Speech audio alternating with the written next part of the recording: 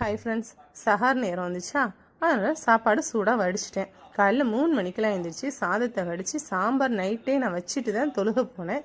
கத்திரிக்காய் முருங்கைக்காய் போட்ட சாம்பார். முருங்கைக்காய் வந்து புளிக்குழம்புல போட்டாலும் சரி, சாம்பாரில் போட்டாலும் சரி, பொரிச்சு குழம்புல போட்டாலும் சரி, டேஸ்ட்டு வேறு லெவலாக இருக்கும்.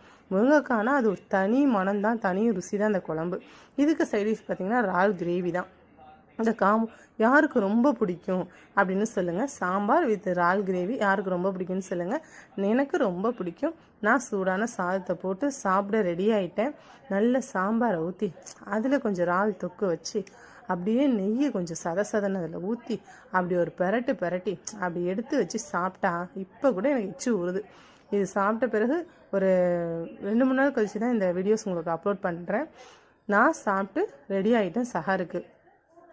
எனக்கு ஃப்ரெண்ட்ஷிப் வந்து நிறைய இல்லை, அதனால தான் நான் ஃப்ரெண்டுன்னு நிறைய சொல்கிறேன் யூடியூப்பில். ஆனால் யாருமே எனக்குன்னு இல்லை, பிரச்சனை இல்லை.